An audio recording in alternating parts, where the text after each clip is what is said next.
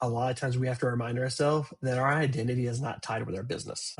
I as an individual run multiple companies, and for a long time, when I started my first company as a karate school, I was known as, we can laugh now. I was Matthew the karate guy. That's what everyone knew me as, the karate guy, which was cool. But then I was always, you know, slightly concerned that if I failed in karate, whether I didn't win a championship or I lost a match or something like that happened, that I failed as a person, because that's what people knew me as. And as I got older and as I became a husband and a father, I realized that my personal identity is not tied to my business. My business is one thing. It's what I do, but it's not necessarily who I am as a person. And so I think as an entrepreneur, we have to find success in what we want to do in building our company, but we can't necessarily put our being behind that for what we do. We have to remember that we are an individual. We have other things that we contribute to the world outside of our company.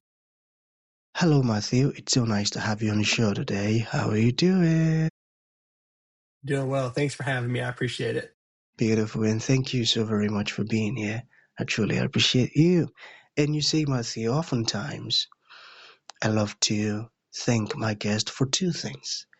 And I do this so often to the point where it has become my anthem. So firstly, Matthew, I want to say thank you so very much for investing in yourself. You see, you are on this platform right now because you invested in yourself. And oftentimes, my man, I love to make reference to the amazing mango tree. You see, Matthew, some couple of months back, I was on a particular road, and just by the roadside, there was this very tall, unattractive mango tree. And I used the word unattractive because the mango tree's got no mangoes on it, and the leaves are all dry. So I just walked past it, and I went my way. But you see, my man, just recently I was on that same road. And this time around, a lot's changed about the mango tree. You see, the mango tree caught my attention pretty good from a distance. And immediately I got the urge to move so close to it, of which I did. And it wowed me. Because now the mango tree's got a lot of mangoes on it. Beautiful green leaves and healthy branches. And not just mangoes now, Matthew. I'm talking about ripe mangoes. It was such a lovely experience that day, and I was so excited. Here is my point. The fact that you dedicated your time, energy, and resources to becoming the amazing Matthew that you are today, that alone has made it impossible for me to skip you. And that's why you got the request from me to be on the show, because I was attracted to the fruit of all that you're doing, your philosophies, your insights, the impact your work is having. And now you are offering your solutions, Matthew. These stuffs are beautiful. And just before I sent you that request, my man, I said to myself, I've got to benefit from these beautiful things Matthew is doing. And not only me now, because I don't want to look selfish, and even with the audience. And here we are today with the amazing Matthew. So thank you so very much for doing that to yourself. And secondly, thank you for saying yes to the invite. Because if you had said nope, there was nothing Elisha could do about it. Thanks so much, my man. Glad to be here, and thank you for reaching out. I appreciate it. Beautiful. So let's get started. You see, Matthew, I am quite excited to have you on the show today for some reasons. Firstly, my interest in knowledge seeking. I believe in order for one to transition from a terrible situation to that of a beautiful one, Matthew, I believe it takes the application of knowledge, quality information, and not just knowledge alone, but the application of it. And you see, my man, ever since I discovered that light in the Hebrew means knowledge and darkness ignorance, I've been so keen to knowledge seeking. Why? Because I do not want to remain in the dark. So that's going to make our conversation today very important to me and even to the listeners. And the second reason why I'm excited to have the incredible Matthew on the show is for the sake of the audience. You see, my man, we live in an age where information is as abundant as grains of sand. We've got lots of information flying out there. So those folks trust me for quality, eye-opening, and very important information, of which I am totally convinced, my man, that our conversation is going to be insightful and impactful. So, for that reason, Matthew, let's get started with your introduction. Talk to us about your personal or your professional journey, because right now we are so curious. We want to know how Matthew got here. Then afterwards, I've gotten some beautiful questions for you. Okay, Matthew, over to you. Appreciate that. Thank you so much for the intro. I'm excited to share a little bit more about who I am and what I've done. And I will say this much: it's not been easy, but it's been a ton of fun. And there's been a lot of twists and bumps in the road, but I think that's just part of the journey.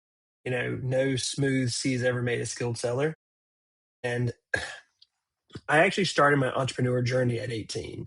I graduated high school. I decided to skip college then and decided to go straight into running a business, which actually was a martial arts school. I've done martial arts since I was 5. And I will say that that probably shaped a lot of things that I did, because of the ability to be disciplined and be able to overcome objections and overcome tough situations is just derives from martial arts in general. But after starting the first company, there was a lot of things in it that changed that I didn't know. I knew how to kick people, I knew how to punch people, I knew how to do karate, but I didn't know how to run a business. And that's where the school of hard knocks kind of came into it. You can know how to do one thing, but know that you're not good at everything. So fast forward to now, I ran a martial arts school. I own a marketing agency now. We do some high performance coaching. And then I just recently started a new company in July.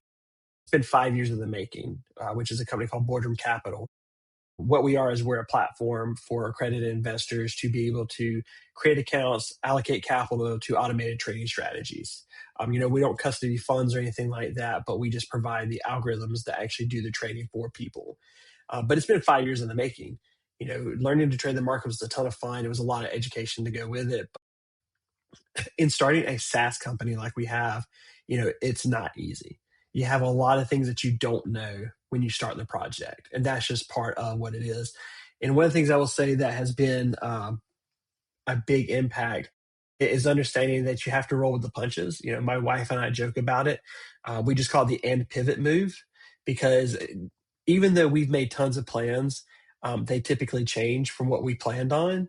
And we don't get discouraged. We don't fuss about it. We just take it for what it is and just pivot from there. Mike Tyson said it best. Everyone's got a game plan until they get punched in the mouth.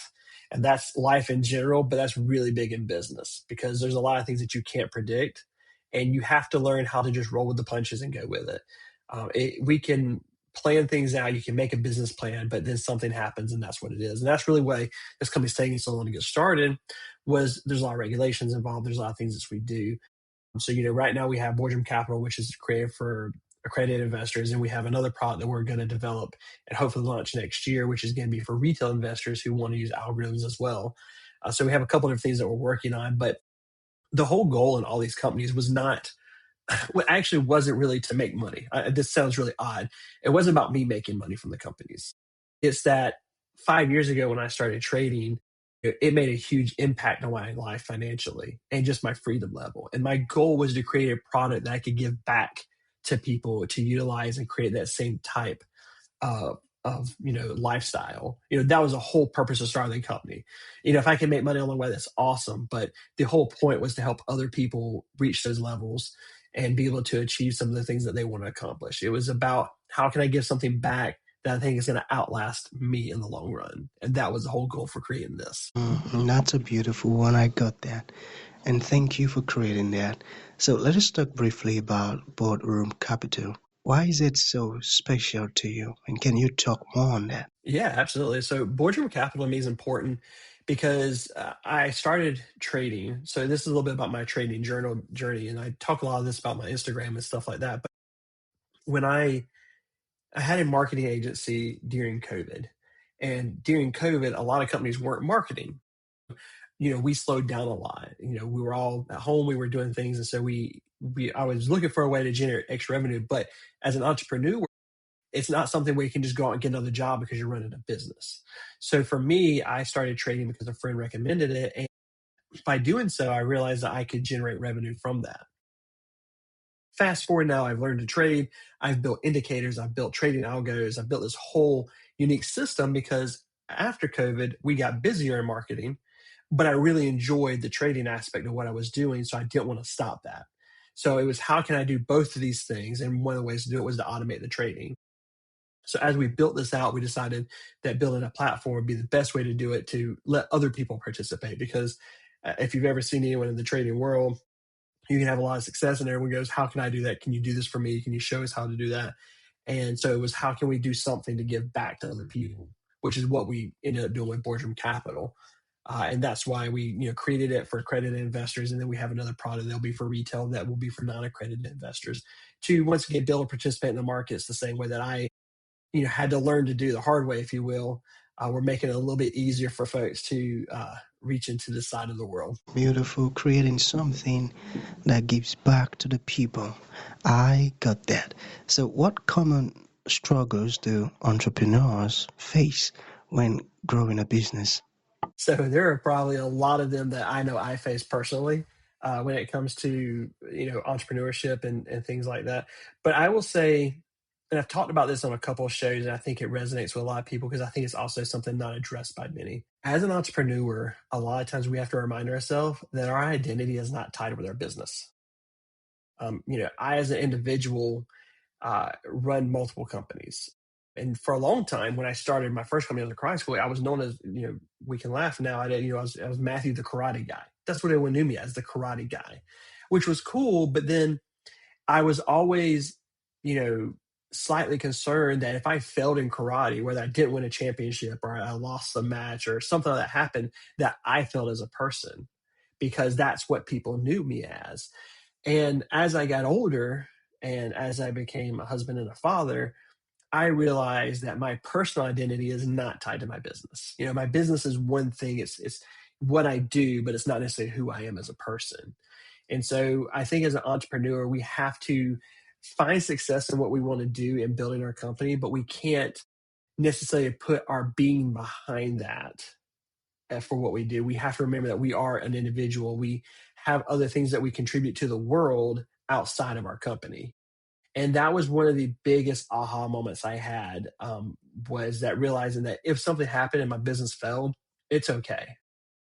It took a lot of pressure off of me because then I wasn't just solely concerned about failing the business. I wasn't concerned about who I was as an individual. I knew who I was.